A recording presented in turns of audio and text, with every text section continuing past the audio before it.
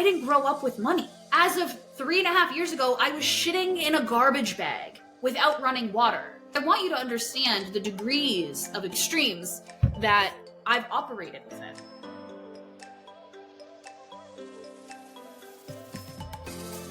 The other day, I posted online and I said, imagine that you had a friend who reached out to you and said, oh my God, I'm so excited.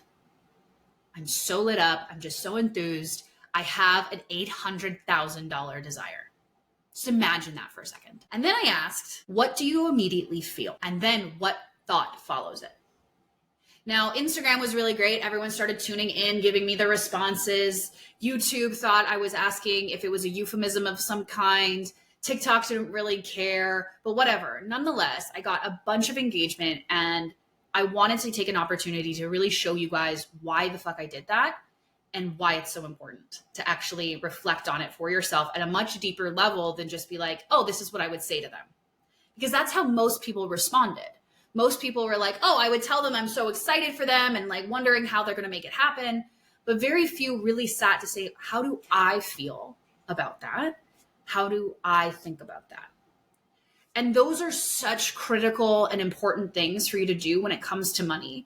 Because if you don't self-check, then you may communicate in a way that is stained and distorted and not entirely truthful to who you are on this planet.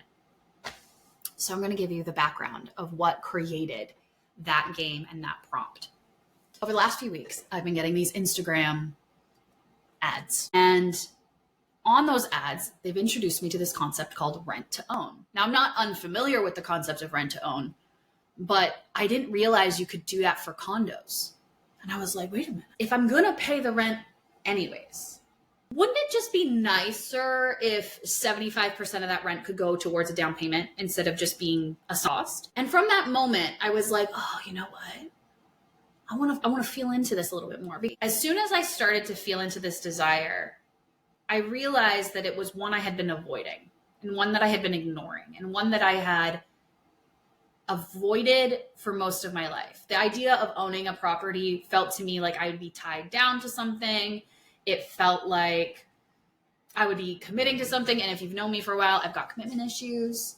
And so I was really avoidant of even acknowledging the desire for home ownership in any capacity, right? And so it took me a minute to just get on board with finding out more about the desire. Now, where people get really fucked up about desire in general is they believe that if I desire it, I have to have it. And that's actually not how desire works. Desire is a vehicle. It allows you to open and experience more things because you get exposure to them. But I have never been exposed to a luxury condo, let alone a luxury condo that is rent to own. That was never a part of what I'm familiar with. And so it took a minute. It took, I think, 2 weeks before I finally put in a request to find out more information. Because again, I had never been exposed to a luxury condo. And so I needed to have that exposure for it. So I put in the request. They had emailed me back. I didn't reply. I didn't reply because there was this voice that came in and was like, there's no point. There's no point in finding out all this information. There's no point in doing the research. There's no point in exposing yourself to this condo because you're never going to have it. It's not going to be ever something that you spend money on. And so I just let it sit in my inbox. A couple weeks go by. I think like 2 weeks almost. I'm walking Roxy. And one of the things that I do with Roxy is I just like let ourselves walk because I have nothing to do most days. And we just walk and walk and walk and walk. And that's how we end up doing 10K a day most days. And so we're walking through Old Port, Montreal. And all of a sudden I realized that the building that is rent to own is on that walk. And I realized not only that in the summer when they were still building this building, I looked at it and I was like, man, that's going to have such a beautiful view. I had just already acknowledged it. I was like, this is super cool. And so on this walk, me and Roxy are walking around. I was like, wow, like, yeah, it does have a beautiful view now that it's all finished. We walk around the building. The main floor has all the curtains open so you can see them. They're just like totally empty rooms, empty suites. And I'm like, oh, inside, peeping Tom. This is a beautiful apartment. It's a beautiful condo. And I was like, oh, this is so interesting. So I had already put the request in on the email. I had already gotten the email to book an appointment, but it had been sitting there stagnant Then I go and expose myself to the actual building. Now the desire's up again. And it's like, okay, well, wait a minute. Let's just go find out. So I think it was like 2 days later, I email them back and I say, hey, I would love to come in and just like view. And they're like, yeah, no problem. Saturday comes in. This last Saturday, 72 hours ago, I had my appointment with this rent to own condo. And I walk in, and the front of the door, there's nothing any particularly special, right? The lobby's not super stunning by any means. And I was like, okay, whatever. We go in, and all of a sudden I'm in just a complete state of curiosity right now. I am not in a financial place where I could reasonably get approved for a luxury mortgage. I'm also not in a place where I could comfortably spend, 80 grand on a deposit. Like there's just some realities where that's not a part of my present day experience. But often people will use that as an excuse to not expose themselves to other things. So if it's not actually possible today, I'm going to shut down the desire. But I was very aware that I was in this place of, right, it's not possible today, and I'm going to stay open to the desire. I'm still going to be curious about it. I'm still going to participate in it. So I get up to their office, and their office is in one of the suites. So you could really see the suite. I walk in, it smells beautiful. I was like, oh, I got to get note of that diffuser. And the brilliance of this condo. From the moment that I walked in, my head felt like there was so much spaciousness around me. It felt like I could breathe clearly. And I was like, what is it that you guys put into this room? What am I smelling right now? And I walk around. It is brilliant. I mean, it's so bright that it's like hard not to feel awakened in that particular unit. And she's telling me all the details. That unit itself had a walk-in closet, his and her sinks. It had also like a powder room bathroom, and 2 bedrooms. But it was just like the way that it was laid out, had a beautiful balcony. I was like, oh my God, this is great. The only thing I didn't like was that it overlooked the city. And I'm a girl who I really like to overlook the water, but I'm like, it's still beautiful. Even though the view is not exactly what I would want, it's a gorgeous unit. So we get to talking, and she's telling me, well, what is it that you would like? Would you like one bathroom and a powder room, 2 bathrooms? What would you like? And I was like, okay, well, the only things I care about is it must have a shower. Or no, it must have a bathtub. It must have dog friendliness, right? And she goes, oh, of course, there's no weight restriction here either. And I was like, oh, thank God. Again, I'm not even in the position to be a full-on yes to buying this condo, but I'm saying yes, thank you, to the presentation of what it is that I'm asking for. I'm asking for a unit that is 100% dog friendly with no rate restrictions. And it's presented to me in this moment. Sick. And then I said 2 bedrooms would be perfect. 3 bedrooms is the ideal. That's like shooting for the moon for me, but definitely have a bathtub, definitely have a balcony. I go and I'm just exploring literally just their office, just this one unit. And she goes, oh, and by the way, we allow views on the balconies as well so that you can entertain, yada, yada, yada. Okay, cool. So at that point, I can feel in my body that there's some nervousness come up. And I just took a minute and I was like, right, I'm not here to find out whether or not I can have this desire. I'm here to play with it. I'm here to get clear on my desire. I'm here to actually understand if I were to have everything that I want, how much money do I actually have to be responsible for? Which is what makes my work so distinctly different from everyone else's, is because I'm not saying, what's my income? What can I afford? It's what do I want and how can I be responsible for it? And so all of a sudden, I'm sitting here, I'm like, okay, that just went away. The angst, the anxiety, the fear just went away. Cause I'm not here to buy today. I'm here to get clear. And so then she tells me, okay, the rent's $3,500 a month. And I was like, okay. Now that's beyond what I pay here, right? In this apartment. But there was no fear in my system whatsoever. There was no panic, no fear. I was very, very aware at how unscared I was. It's a bizarre feeling of how grounded, clear, centered, strategic, logical. I felt so grounded, more so than I've ever felt in any other decision in my life. And I was like, okay. It's what are the unit prices? And she goes, the ones that I'm going to be showing you are $779,000, tax included. The highest one will be with a parking spot is $875, tax included. Again, I was distinctly aware at how little fear there was in my body, how there was little contraction, little freak out internally. And I want you, if you're listening to me, I want you to pay attention to what's happening in your body and let me know in the comments, because that number is scary for a lot of people for reasons that are absolutely normal, right? It's absolutely reasonable for you to feel any sense of panic around a number that you're not exposed to as a normal number. In BC, buying a home for $400,000, that's just like the price of what they are right now.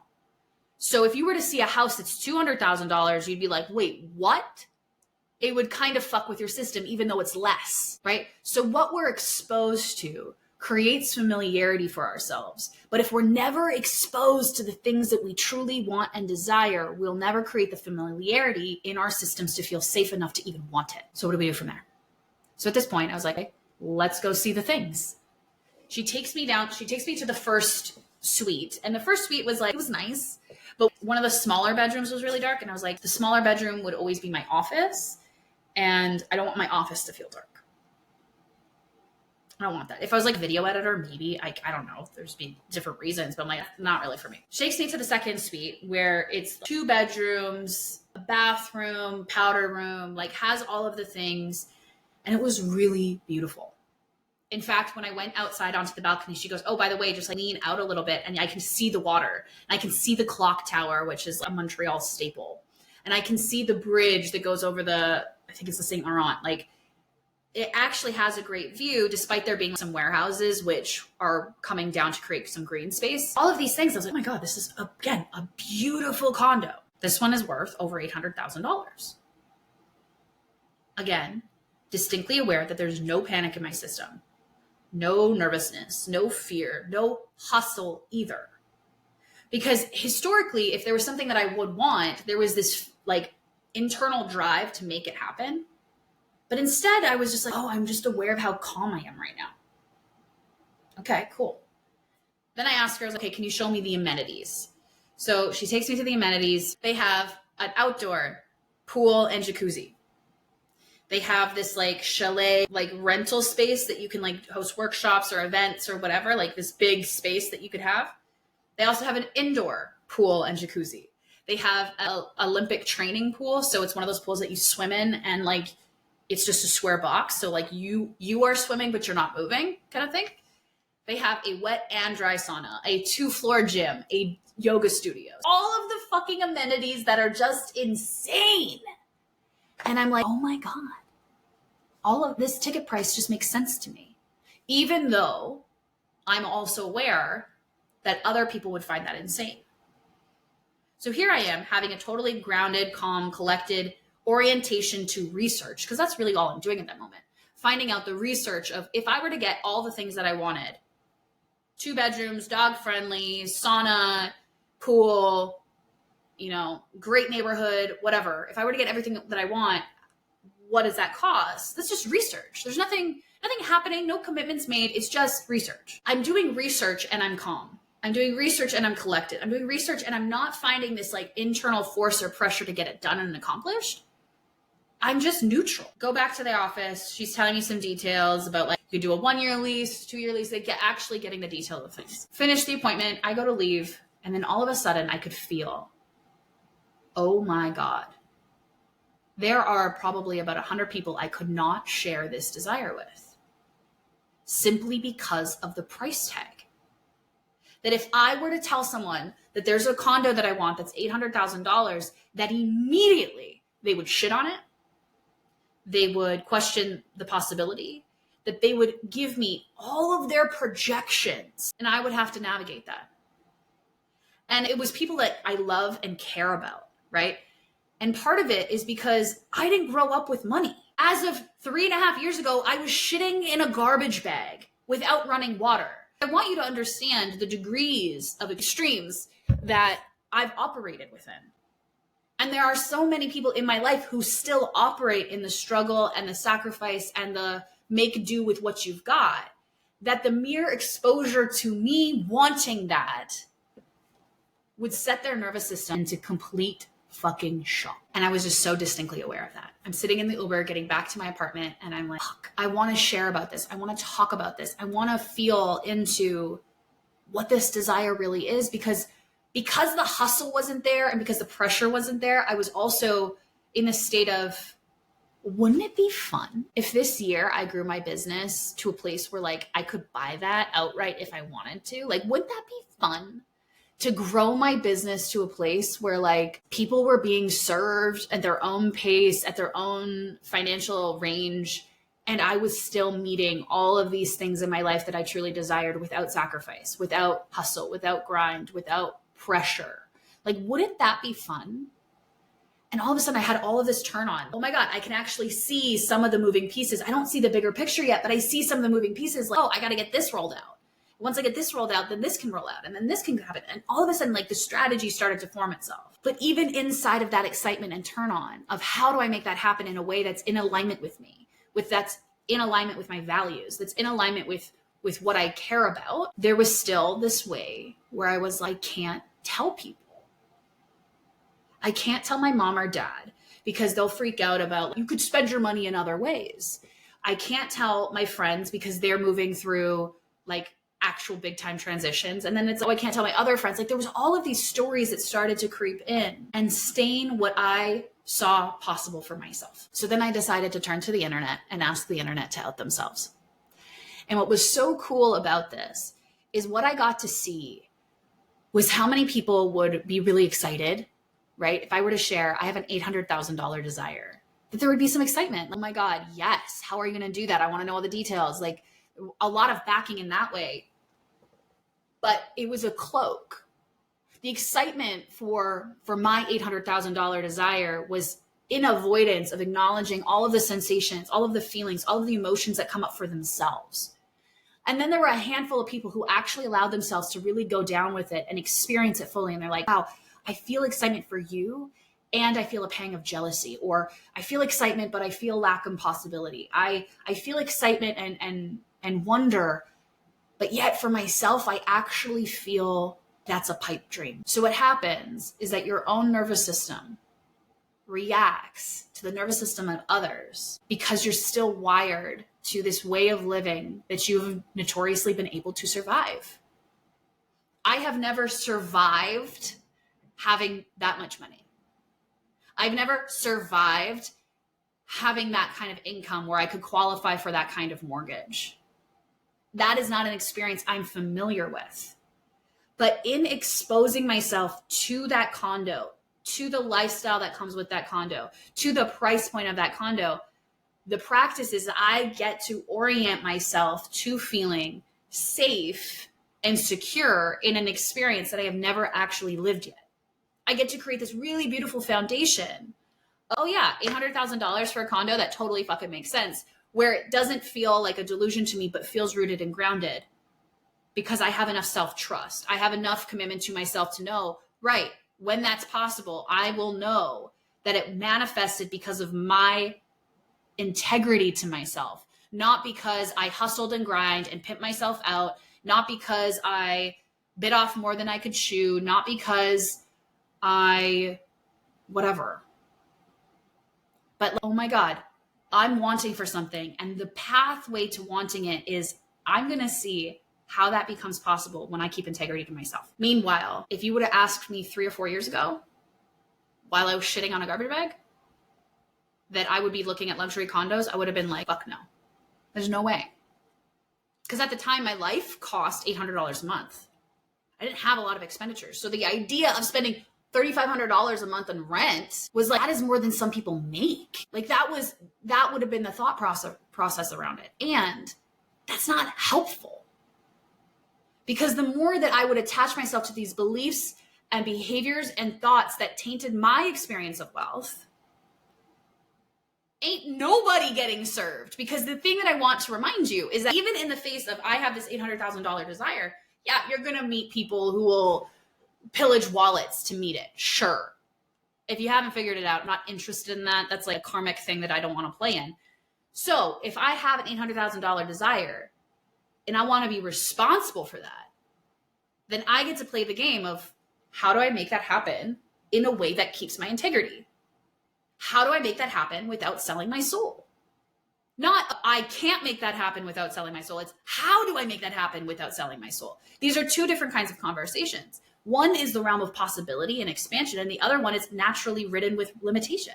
It's not helpful. And so in the space of like someone telling you that they have an $800,000 desire, you're going to feel natural responses to that, not because they're limitations, they're invitations for you.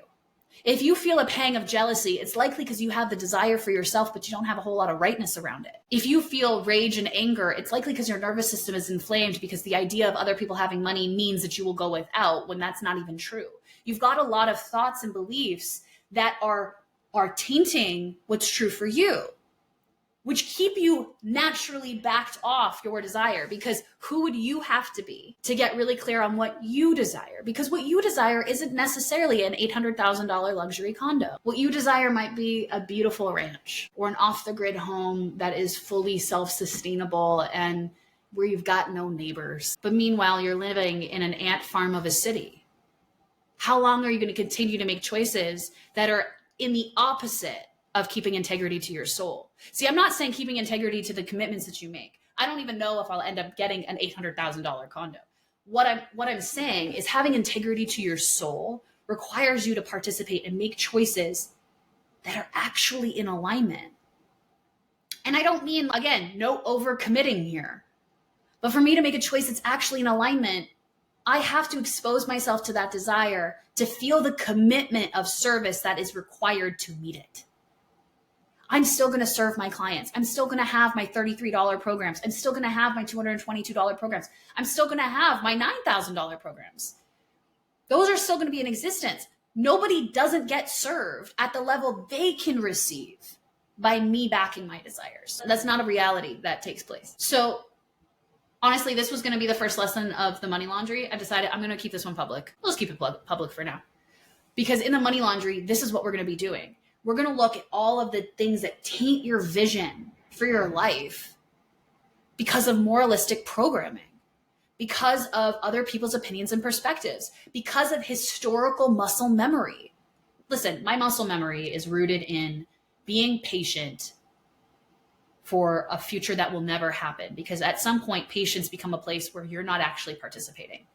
You're just tolerating. So sometimes, like, if you want to create something in your life, you have to let yourself be exposed to something you've never experienced before, just so you can get familiar with it. Not so it can happen today, but that you can feel, who is the version of me that backs that?